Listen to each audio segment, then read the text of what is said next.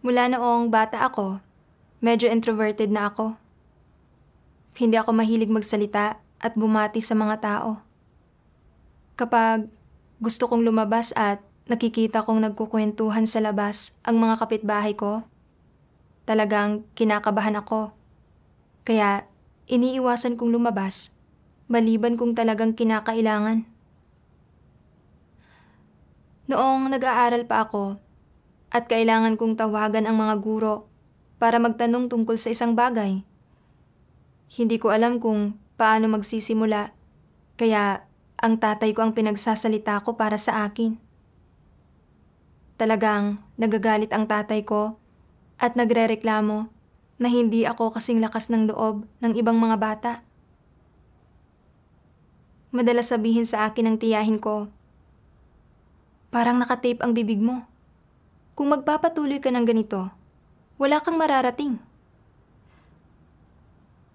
Madalas umaalingaw-ngaw ang mga komento nila sa isip ko at minsan ay umiiyak ako dahil sa pagiging miserable ko.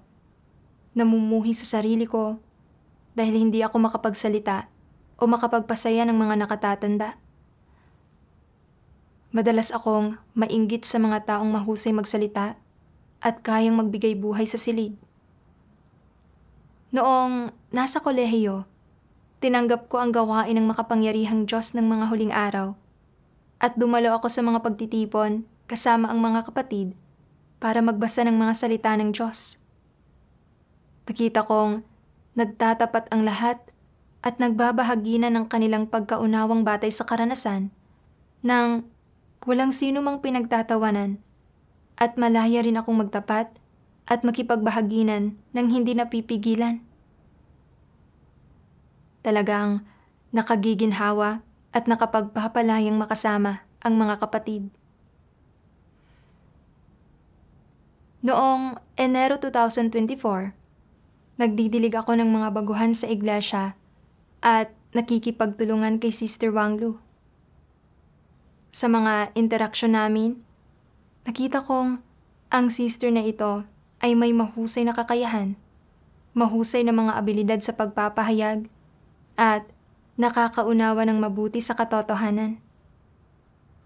Sa mga pagtitipon, kaya niyang ibagay sa mga kalagayan ng mga baguhan ang pakikipagbahaginan niya at madalas na tumatango-tango ang mga baguhan habang nakikinig sila.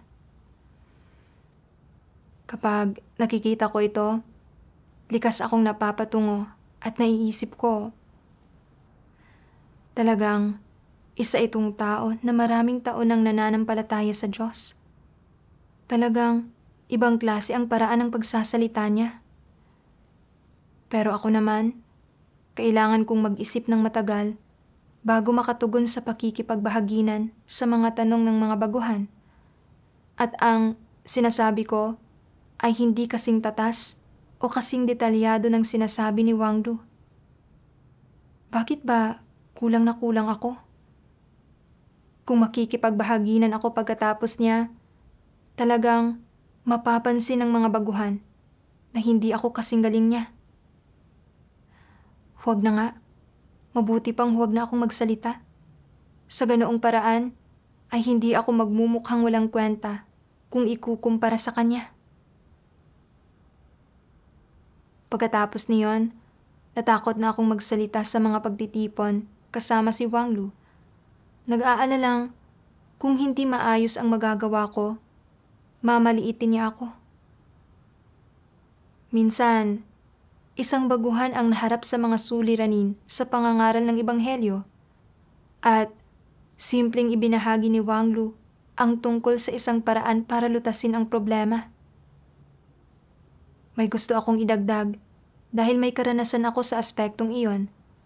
Pero pagkatapos ay naisip ko, dahil nandito si Wang Lu, kung hindi ko maipapahayag ng maayos ang sarili ko, iisipin ba niyang masyadong mataas ang tingin ko sa sarili ko sa pagnanais na makipagbahaginan?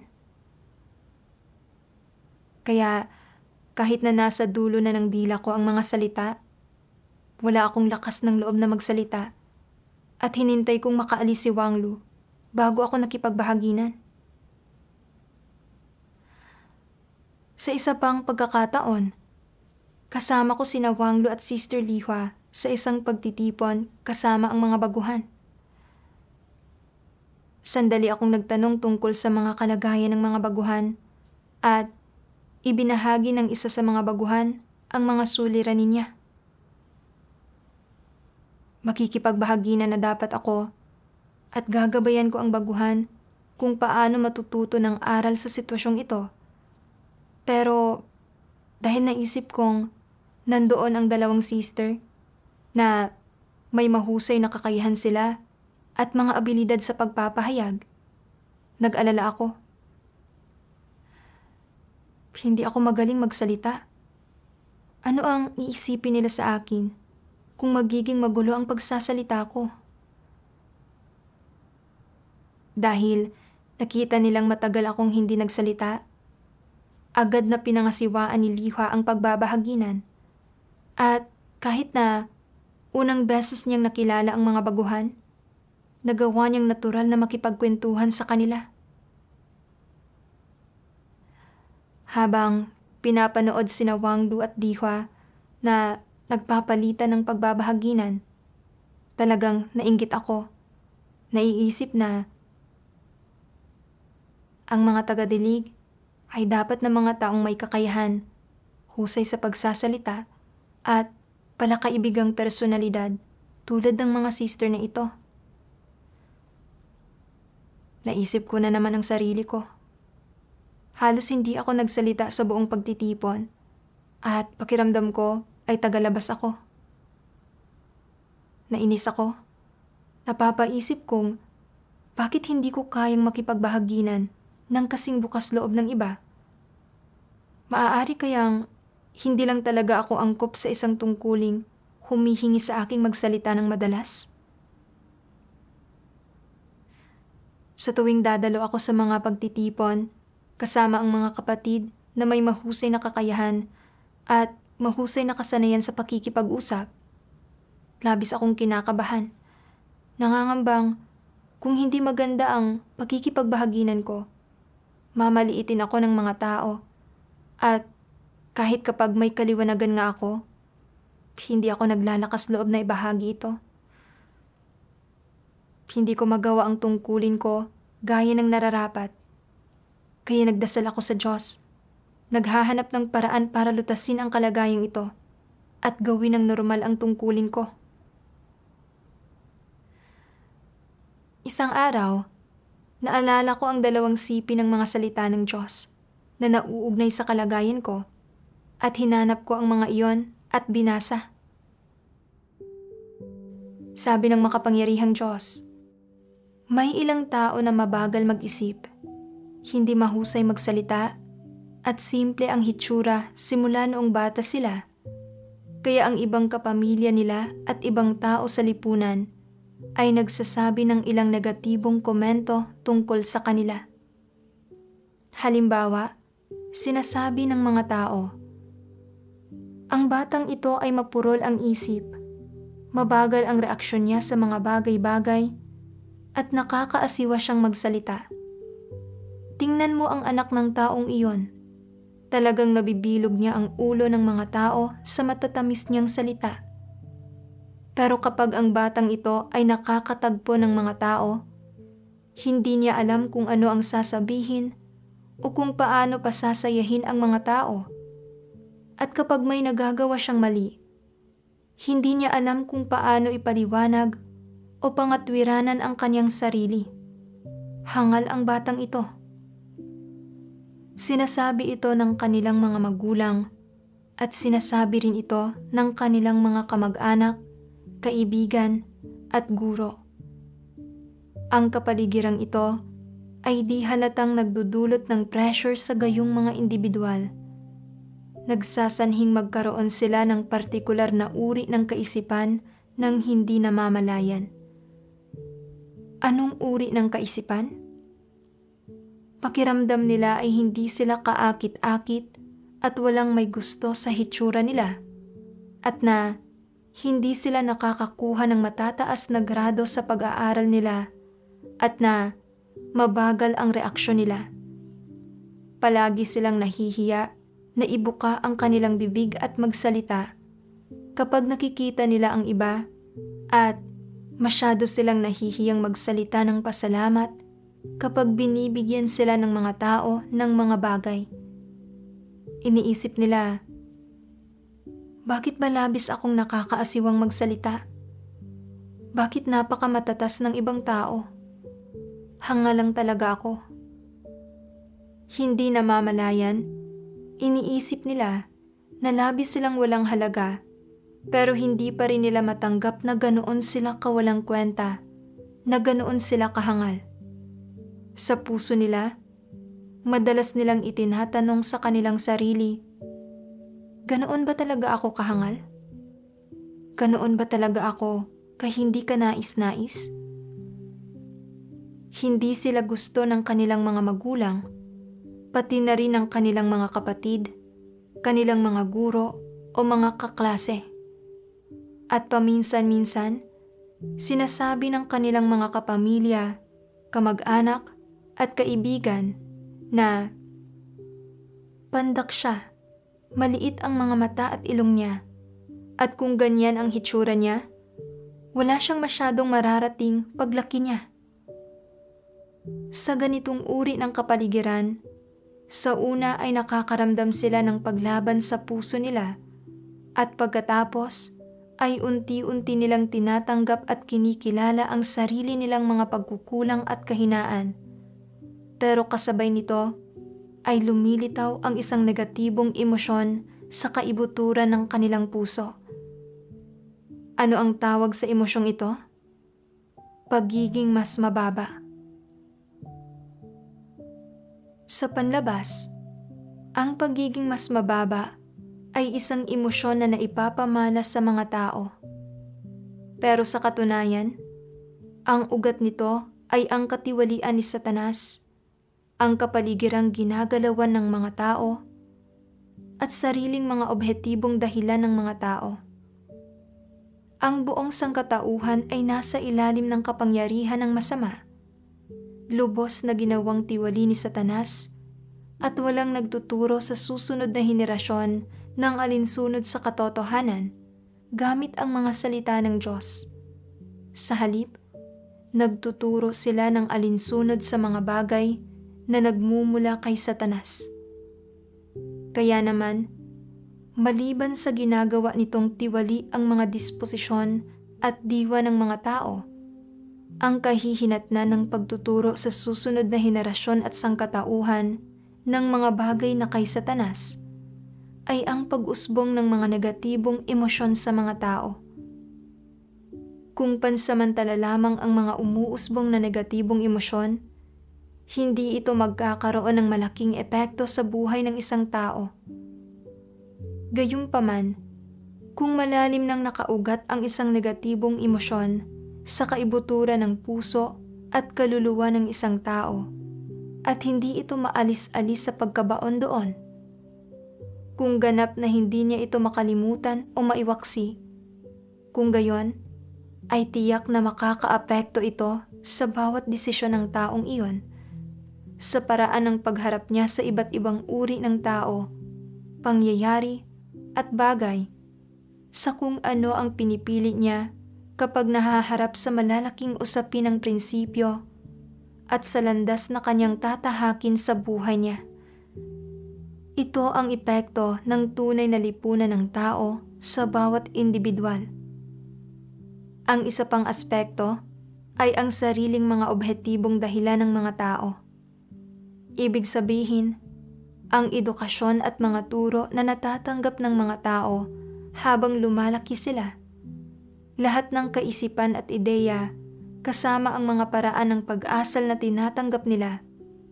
Gayon din ang iba't ibang kasabihan ng tao ay lahat nagmumula kay Satanas, hanggang sa puntong wala nang kakayahan ang mga tao na pangasiwaan at iwaksi mula sa tamang perspektiba at pananaw ang mga isyong ito na nakahaharap nila. Pagkatapos basahin ang mga salita ng Diyos, sa wakas ay naunawaan ko na. Napagtanto kong napipigilan ako sa mga pagtitipon kasama ang mga kapatid dahil may matitindi akong damdamin ng imperioridad. Mula noong bata ako, palagi nang sinasabi ng pamilya ko na hindi ako makapagsalita o hindi ko mapasaya ang mga nakatatanda, na mahiyain at nag-aalangan ako kapag nakikipag-usap sa iba, at na hindi ako katulad ng mga anak ng ibang tao na malinaw at malakas ang loob magsalita. Sa ilalim ng impluwensya ng mga salitang ito, napagtanto kong walang may gusto sa mga batang katulad ko na hindi makapagsalita ng maayos, at ang mga tao lang na matatas magsalita at palakaibigan ang nagugustuhan ng iba. Ang resulta, madalas na mababa ang tingin ko sa sarili ko at mas gusto kong magtago sa mga sulok ng malayo sa ibang tao. Ngayong nasa iglesia ako, na ginagawa ang tungkulin ko, naiimpluwensyahan pa rin ako ng mga damdamin ng imperioridad. Kapag dumadalo ako sa mga pagtitipon kasama ng mga taong may mahusay na kakayahan at mahusay na mga kasanayan sa pakikipag-usap, bumababa ang tingin ko sa sarili ko at madalas kong hinahamak ang sarili ko. Kahit kapag nauunawaan ko ang mga partikular na issue, hindi ako naglalakas loob na makipagbahaginan at nahihirapan akong makipagtulungan ng maayos sa mga sister. Ang pamumuhay ng taglay ang mga damdamin ng imperioridad ay talagang nakaapekto sa abilidad kong gawin ang tungkulin ko. Kalaunan, nakabasa ako ng 2 sipi ng mga salita ng Diyos at nagkamit ako ng kaunting pagkaunawa sa mga kahihinatnan ng hindi paglutas sa mga damdamin na ito ng imperioridad. Sabi ng makapangyarihang Diyos, kapag lumitaw ang emosyong ito sa iyo, pakiramdam mo ay wala kang matatakbuhan. Kapag naharap ka sa isang issue kung saan nangangailangan na magpahayag ka ng pananaw, ilang beses mong pag-iisipan ang gusto mong sabihin at ang pananaw na nais mong ipahayag sa kaibuturan ng iyong puso, pero hindi mo pa rin magawang sabihin ito. Kapag may isang tao na nagpapahayag ng pananaw na pareho ng sa iyo, tinutulutan mo ang iyong sarili na makaramdam sa puso mo na tama ka. Isang kumpirmasyon na hindi ka mas mababa kaysa sa ibang tao. Pero kapag nangyayaring muli ang ganoong sitwasyon, sinasabi mo pa rin sa iyong sarili, hindi ako pwedeng magsalita ng basta-basta lang, gumawa ng anuman ng pabigla-bigla o maging katatawanan. Wala akong kwenta. Ako ay estupido, hangal at mangmang. Kailangan kong matuto kung paano magtago at makinig lang, hindi magsalita. Mula rito ay makikita natin na simula sa punto ng pag-usbong ng emosyon ng pagiging mas mababa, hanggang sa kapag malalim na itong nakabaon sa kaibuturan ng puso ng isang tao, hindi ba't napagkakaitan siya ng sarili niyang kalooban at ng mga lehitimong karapatan na ipinagkaloob sa kanya ng Diyos? Napagkaitan siya ng mga bagay na ito. Dahil pakiramdam nila ay mas mababa sila, hindi sila naglalakas loob na humarap sa mga tao, ni hindi nila maako ang mga obligasyon at responsibilidad na dapat nilang akuin. Hindi rin nila maako ang mga bagay na kaya naman talaga nilang maisakatuparan sa saklaw ng sarili nilang abilidad at kakayahan, at sa saklaw ng karanasan ng sarili nilang pagkatao. Ang emosyong ito ng pagiging mas mababa ay nakakaapekto sa bawat aspekto ng kanilang pagkatao. Naaapektuhan nito ang kanilang integridad at syempre, naaapektuhan din nito ang kanilang personalidad. Kapag may ibang tao sa paligid, madalang nilang ipinapahayag ang sarili nilang mga pananaw. at halos hindi maririnig na nililinaw nila ang sarili nilang pananaw o opinyon. Kapag nahaharap sila sa isang issue, hindi sila naglalakas loob na magsalita. Sa halip, palagi silang umiiwas at umaatras. Kapag kaunti ang tao roon, nagkakaroon sila ng sapat na lakas ng loob na umupo kasama ang mga ito. Pero kapag marami ang tao roon, naghahanap sila ng isang sulok at doon pumupunta kung saan malamlam ang ilaw, hindi naglalakas loob na lumapit sa ibang tao. Sa tuwing nararamdaman nila na nais nilang positibo at aktibong magsabi ng isang bagay at magpahayag ng sarili nilang mga pananaw at opinyon para ipakita na tama ang kanilang iniisip, ni wala man lang silang lakas ng loob na gawin iyon. Sa tuwing sila ay may gayong mga ideya, sabay-sabay na lumalabas ang kanilang emosyon ng pagiging mas mababa at kinokontrol, sinasakal sila nito. Sinasabi sa kanila na, "Huwag kang magsabi ng kahit na ano, wala kang silbi. Huwag mong ipahayag ang mga pananaw mo, sarilinin mo na lang ang mga ideya mo. Kung may anumang bagay sa puso mo na nais mo talagang sabihin, itala mo na lang ito sa computer at pag-isipan mo ito ng mag-isa. Hindi mo dapat hayaang malaman ito ng sino man. Paano kung may masabi kang mali? Sobrang nakakahiya iyon." Sinasabi palagi ng tinig na ito sa iyo na huwag mong gawin ito, huwag mong gawin iyon, huwag mong sabihin ito, huwag mong sabihin iyon, kaya't nilulunok mo na lang ang bawat salitang nais mong sabihin.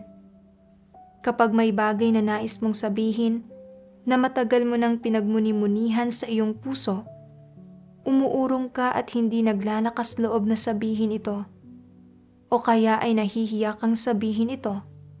Naniniwala na hindi mo ito dapat sabihin at na kapag ginawa mo ito, pakiramdam mo ay parang may nilabag kang tuntunin o batas. At kapag isang araw ay tahasan mong ipinahayag ang iyong pananaw, sa kaibuturan mo ay mararamdaman mo na hindi mapapantayan ang iyong pagkabagabag at pagkabahala.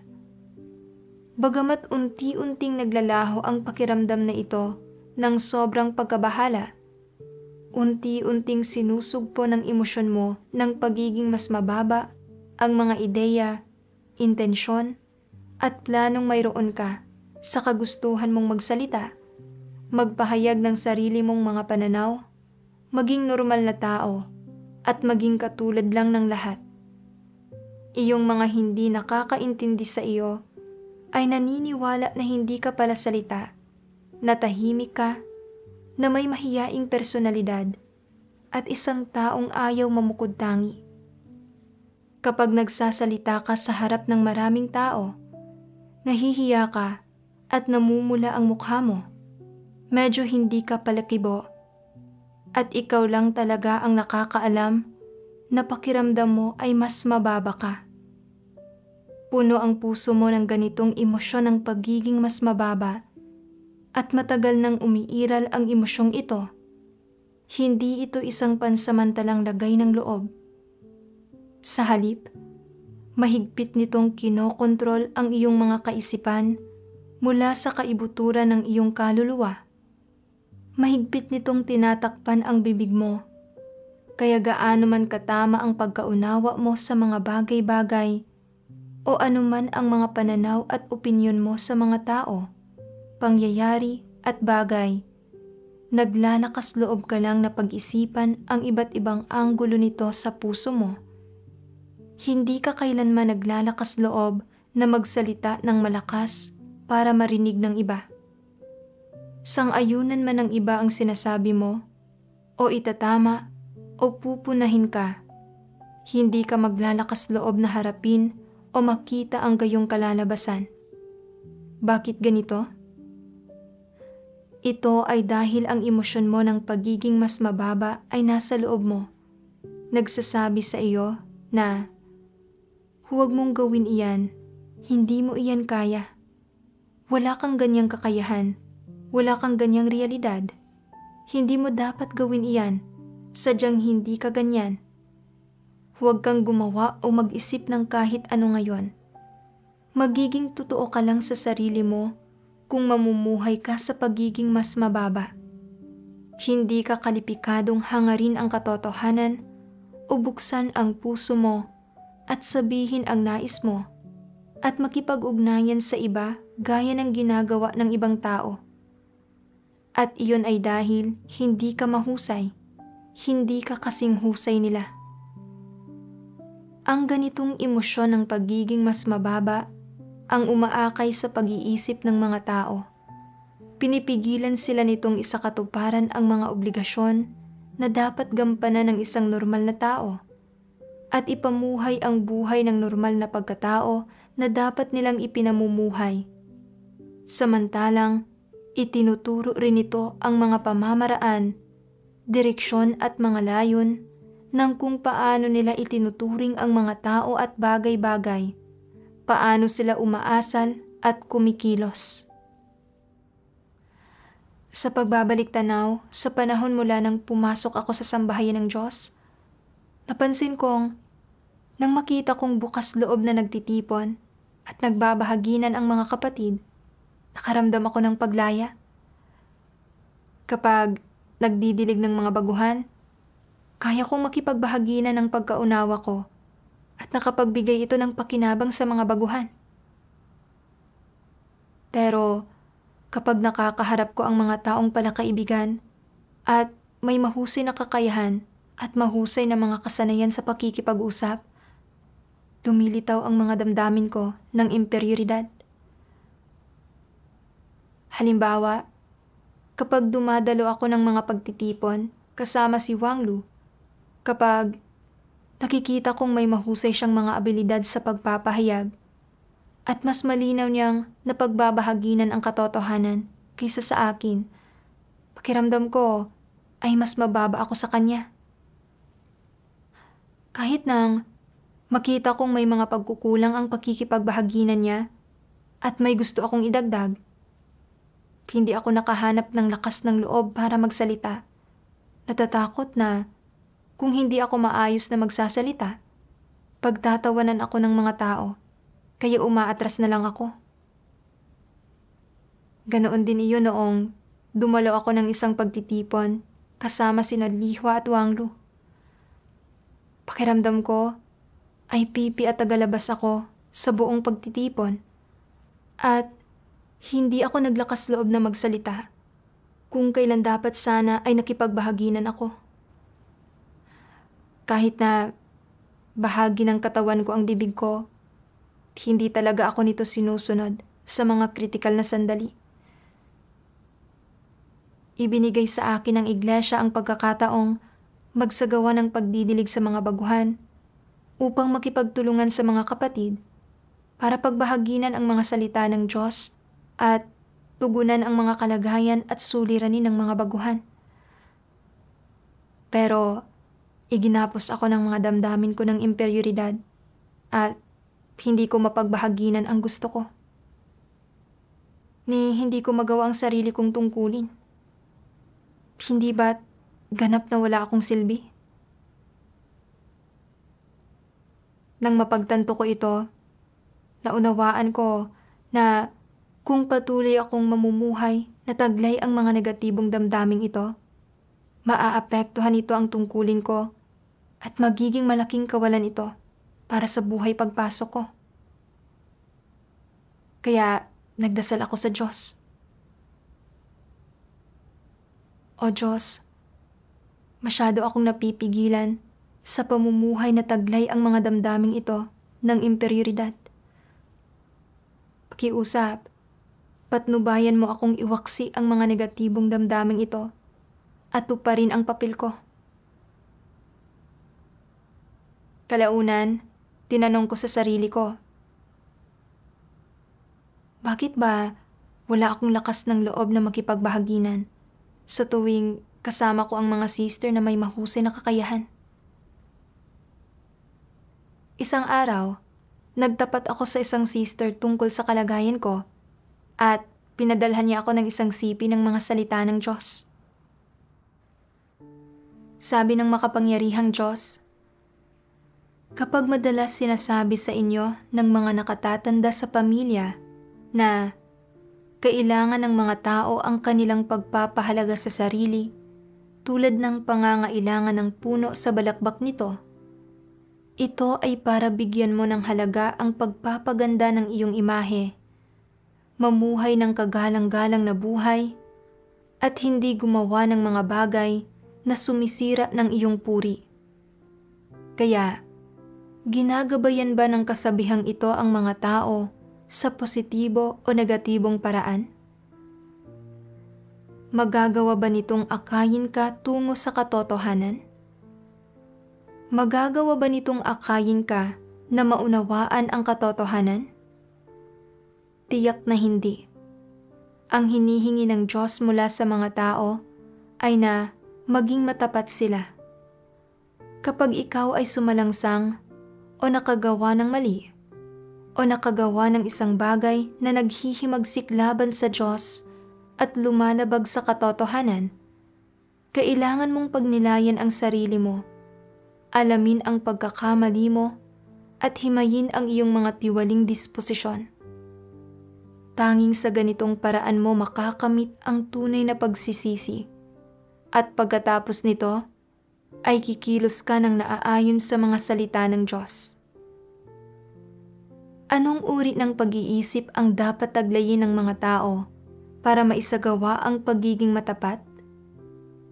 Mayroon bang anumang salungatan sa pagitan ng hinihinging pag-iisip at ng pananaw na inihahalimbawa ng kasabihang, kailangan ng mga tao ang kanilang pagpapahalaga sa sarili tulad ng pangangailangan ng puno sa balakbak nito?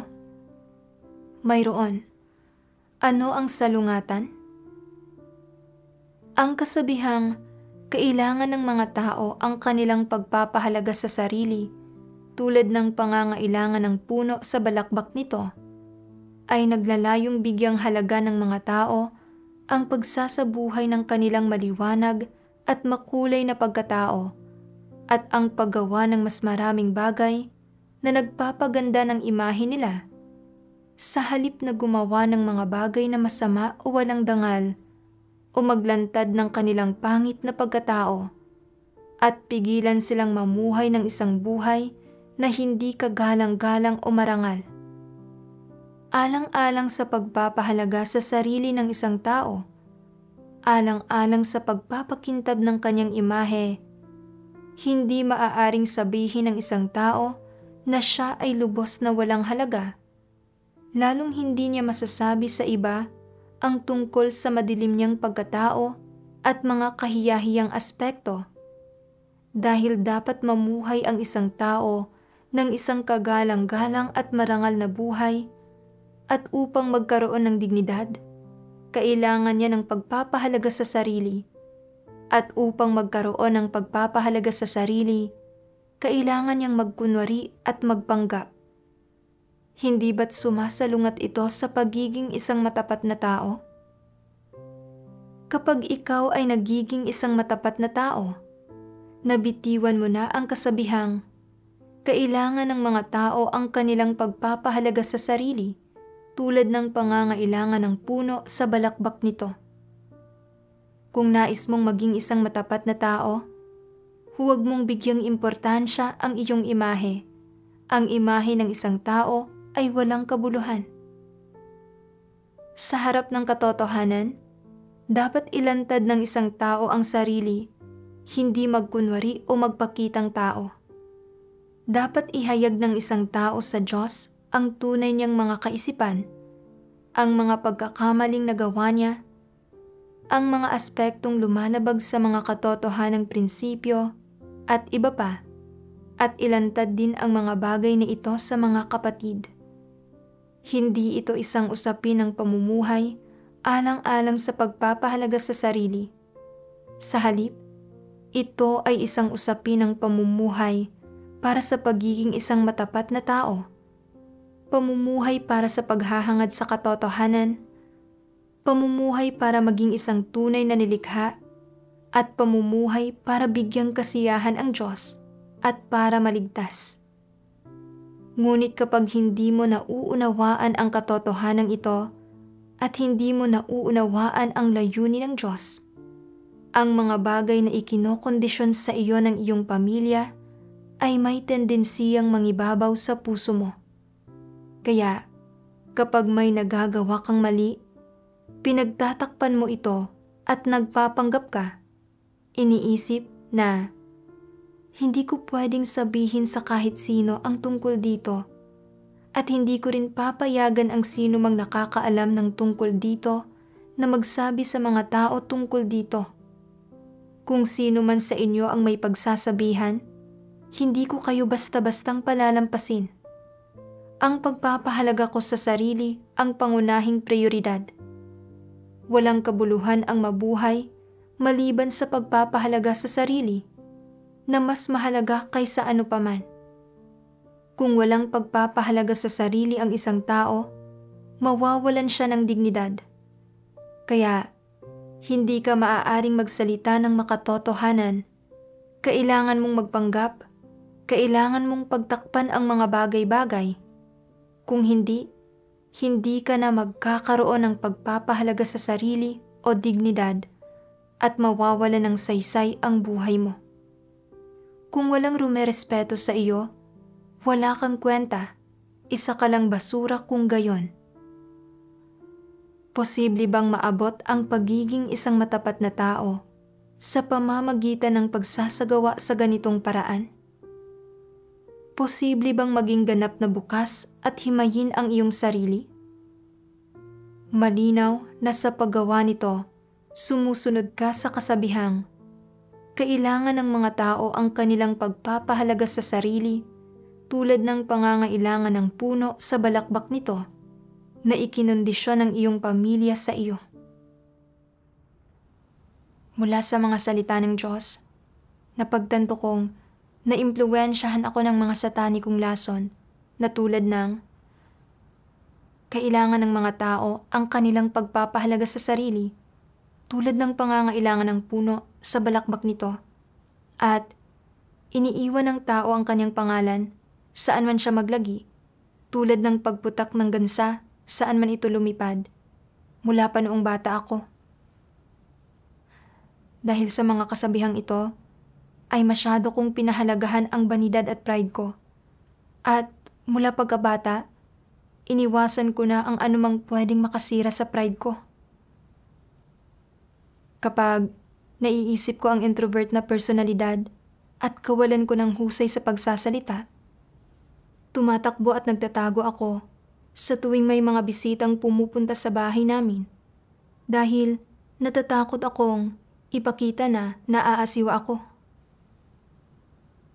Ngayon, kapag dumadalo ako sa mga pagtitipon kasama si Wanglu, kapag nakikita ko kung gaano niya kahusay na ipapahayag ang sarili niya habang nauutal-utal akong magsalita, natatakot akong kung makikipagbahaginan ako, iisipin ng mga sister na hindi ako magaling magpahayag ng sarili ko at mapapahiya ko ang sarili ko, kaya hindi ako naglalakas loob na magsalita. Hinihingi sa atin ng Diyos na maging mga matapat na tao at tapat sa mga tungkulin natin. Pero wala akong lakas ng loob na makipagbahaginan kapag nakakakita ako ng mga problema dahil gusto kong protektahan ang pride ko. Ni hindi ko magawa ang mga tungkuling kaya kong gawin at nakita kong masyado kong pinahahalagahan ang pride ko. Idinulot sa akin ang mga pagpapahirap ni Satanas na mawala ng lahat ng integridad at dignidad. Palihim akong nagpasya na sa tuwing mahaharap ulit ako sa ganoong mga sitwasyon, magkakaroon ako ng tamang mga intensyon at hindi ako magpapanggap o magtatago at na hahangarin kong maging isang matapat na tao at tutuparin ko ang mga tungkulin ko. Kalaunan, patuloy akong naghanap ng paraan para lutasin ang mga damdamin ko ng imperioridad. Nakabasa pa ako ng mga salita ng Diyos. May ilang tao na labis na introvert mula pa noong bata sila. Hindi sila mahilig magsalita at nahihirapan silang makipag-ugnayan sa iba. Kahit nasa hustong gulang na sila, sa edad na 30 o 40, hindi pa rin nila mapangibabawan ang personalidad na ito. Hindi pa rin sila sanay magsalita o mahusay sa mga salita. Hindi rin sila magaling sa pakikipag-ugnayan sa iba. Pagkatapos nilang maging leader, medyo nagiging limitasyon at hadlang sa kanilang gawain ang personalidad nilang ito. At dahil dito, ay madalas silang nababagabag at nadidismaya, kaya't nararamdaman nilang napipigilan sila. Ang pagiging introvert at hindi pagkahilig na magsalita ay mga pagpapamalas ng normal na pagkatao. Dahil ang mga ito ay mga pagpapamalas ng normal na pagkatao, maituturing ba na mga pagsalangsang sa Diyos ang mga ito? Hindi. Hindi mga pagsalangsang ang mga ito at tatratuhin ng Diyos ng tama ang mga ito. Ano man ang iyong mga problema, depekto, o mga kapintasan, hindi isyu ang mga ito sa mga mata ng Diyos. Tinitingnan lang ng Diyos kung paano mo hinahanap ang katotohanan, isinasagawa ang katotohanan, kumikilos ayon sa mga katotohanang prinsipyo, at sumusunod sa daan ng Diyos sa ilalim ng mga likas na kalagayan ng pagkatao. Ang mga ito ang tinitingnan ng Diyos. Kaya, sa mga usaping nauugnay sa mga katotohanang prinsipyo, huwag hayaan na paghigpitan ka ng mga pangunahing kondisyon tulad ng kakayahan, mga likas na gawi, personalidad, mga kagawian, at mga estilo ng pamumuhay ng tao ng normal na pagkatao. Siyempre, huwag mo ring igugol ang iyong enerhiya at panahon sa pagsubok na lampasan ang mga pangunahing kondisyong ito o sa pagsubok na baguhin ang mga ito. Halimbawa, kung mayroon kang introvert na personalidad at hindi ka mahilig magsalita at hindi ka mahusay sa mga salita, at hindi ka sanay makipag-ugnayan at makisalamuha sa mga tao, wala sa mga bagay na ito ang mga problema.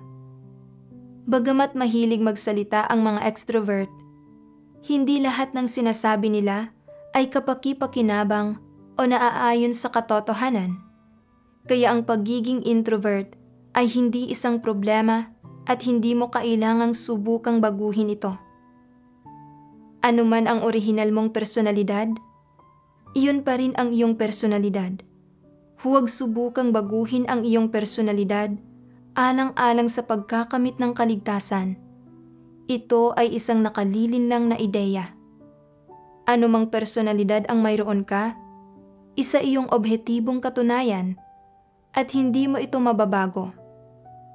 Sa usapin ng mga objetibong dahilan para dito, ang resultang nais na makamit ng Diyos sa kanyang gawain ay walang kinalaman sa iyong personalidad.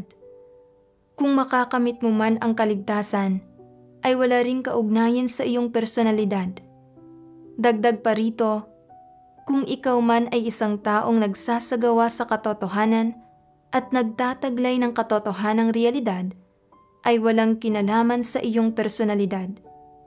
Kaya, huwag mong subukang baguhin ang iyong personalidad dahil lang sa gumagawa ka ng ilang tungkulin o naglilingkod bilang isang supervisor ng isang partikular na item ng gawain. Maling kaisipan ito. Ano ang dapat mong gawin kung gayon? Ano man ang iyong personalidad o likas na mga kalagayan, dapat mong sundin at isagawa ang mga katotohanang prinsipyo. Sa huli, hindi sinusukat ng Diyos kung sumusunod ka sa kanyang daan o kung makakamit mo ang kaligtasan batay sa iyong personalidad, kung ano ang taglay mong likas na kakayahan, mga kasanayan, mga abilidad, kaloob o talento, at syempre, ay hindi rin niya tinitingnan kung gaano mo napigilan ang iyong mga likas na gawi at pangangailangan ng katawan. Sa halip, tinitingnan ng Diyos kung habang sinusundan mo ang Diyos at ginagawa ang iyong mga tungkulin, isinasagawa at dinaranas mo ba ang kanyang mga salita? Kung mayroon ka bang kahandaan at kapasyahang hangarin ang katotohanan? At sa huli, kung nakamit mo ba ang pagsasagawa sa katotohanan at pagsunod sa daan ng Diyos? Ito ang tinitingnan ng Diyos. Naiintindihan mo ba ito? Mula sa mga salita ng Diyos, naunawaan ko na ang pagiging introvert ay isang likas na kondisyon ng mga tao at hindi ito isang problema sa paningin ng Diyos. Ang gawain ng Diyos ay ang baguhin ang mga tiwaling disposisyon ng mga tao, hindi ang baguhin ang kakayahan o mga personalidad nila.